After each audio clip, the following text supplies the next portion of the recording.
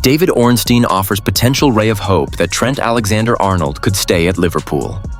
Trent Alexander-Arnold is now a two-time Premier League champion, yet this season is looking likely to be the defender's last at Liverpool. The 26-year-old right-back's contract with the Anfield side is due to expire in the summer, with Alexander-Arnold expected to join Real Madrid as a free agent after nearly a year of talks and speculation surrounding a move. With Mohamed Salah and Virgil van Dijk signing new deals with Liverpool, there's always been a small bit of hope that Alexander-Arnold could turn tail on a move to Madrid and put pen to paper on fresh terms with his boyhood club. And David Ornstein has now offered a potential ray of hope that Alexander-Arnold could now do just that in the coming weeks. Door slightly ajar on Trent Alexander-Arnold signing new Liverpool deals. Speaking on the Athletic FC podcast, the respected journalist hinted that the door is slightly ajar on Alexander-Arnold signing a new contract with Liverpool, with a deal to join Madrid yet to be completely finalized. Ornstein said about Alexander-Arnold's contract situation at Liverpool, "It's long since been the case that we're expecting him to join Real Madrid, but of course, until absolutely everything is finalized, that door is just slightly ajar. Having now won the Premier League title, there could be a potential shift in Alexander-Arnold's thinking in regards to leaving Liverpool, a club where the defender is already a legend and could want to cement his status in the years to come. However, with Madrid as big of a club as they are, and Alexander-Arnold having a dream of winning the Ballon d'Or, all signs still seem to point towards the 26-year-old defender joining the Spanish giants, who have been hard at work in trying to bring the fullback to La Liga. Liverpool fans know Trent Alexander-Arnold is set on Real Madrid. It would be the ultimate flourish to end the season on if Alexander-Arnold decided to reject a move to Madrid to stay at Liverpool, with the fullback one of the key reasons why Arne Slot was able to secure the title in his first year in charge with the Reds.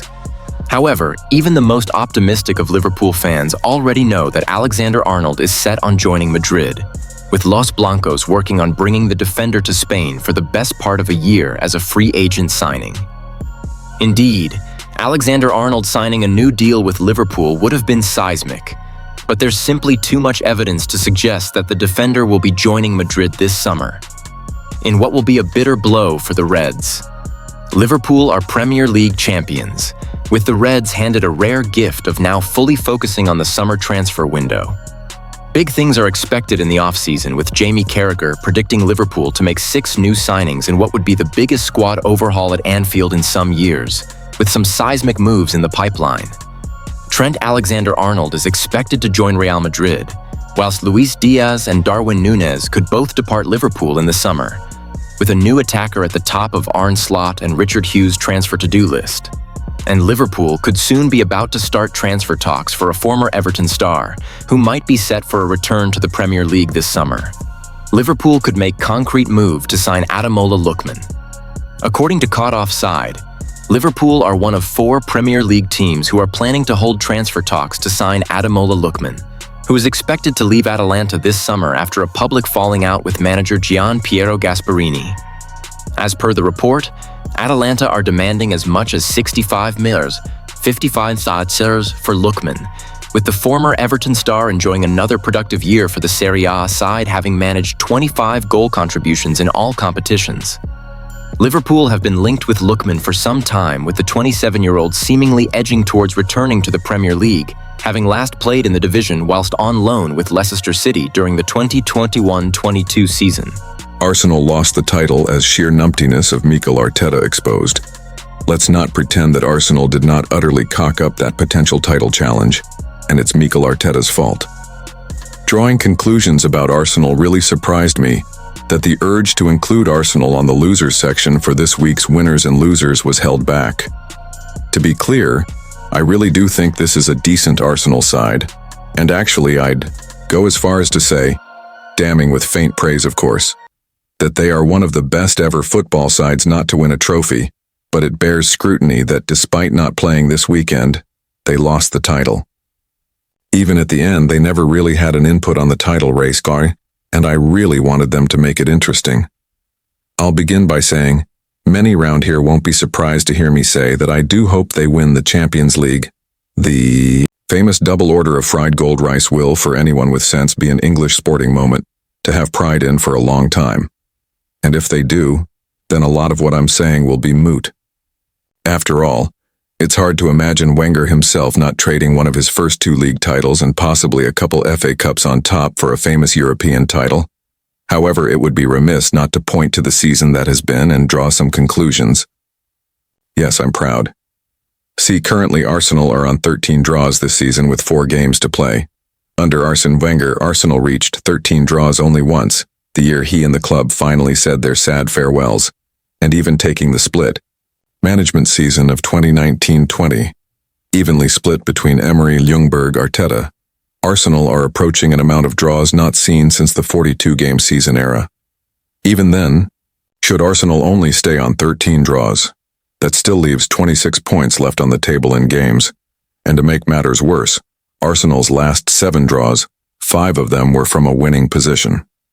That's 10 points lost, that if they hadn't been, would see Arsenal currently 5 points behind Liverpool, with a key fixture between them still to play.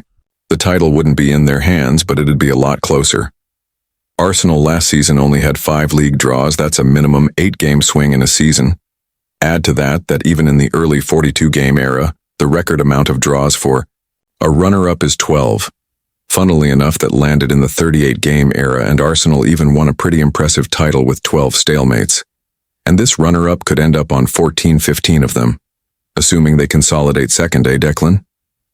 There are mitigating circumstances with the injuries, but that big a swing from Arsenal's D column, stop giggling at the back, this season is pretty much unprecedented, and they still actually look like a decent side who, heck, may even win the big one this year with the wind in their sails. Plus, even with a few wins from draws for Arsenal, it's a fact that Liverpool really are deserving winners and could feasibly lose to Arsenal and still end on a usually title-winning 91 points. In the main, I fully expect them to survive another season with Arteta and this crop on the current PR vibe, but for my money, they really need to refine that ability for a cheeky last-minute winner that was almost a superpower in 22-23 and 23-24 Liverpool v. City rivalry update. Just wondering if Redknapp is now going to update his view from 12 months ago. I mean, Carragher's statement that Liverpool versus Man City is the greatest rivalry is offensive. From 1998 to 2004, Arsenal won 3 titles, Man United won 4. It was blood, thunder, quality, everything you would want in a rival. In the last 6 years, Liverpool have won 1 title. It's been an absolute demolition. Maybe that sort of stood up to scrutiny at the time, but a little look at the updated stats would make the same statement from him today look absurd, if not offensive. In the last 7 seasons, the score is now 2-5, i.e., a 1 title difference from 98-04, with 2 of City's titles won by a single point, just as 2 of the Arsenal United races were, also noting that United finished 3rd in 2 of Arsenal's winning seasons, and the gap was 10 points or more in 4 out of 7 seasons. Liverpool and City each have 1 Champions League and 2 CL final appearances in that time. The Arsenal-United rivalry produced just 1 victory in 99 and no other finals. Liverpool have won as many major trophies, 6,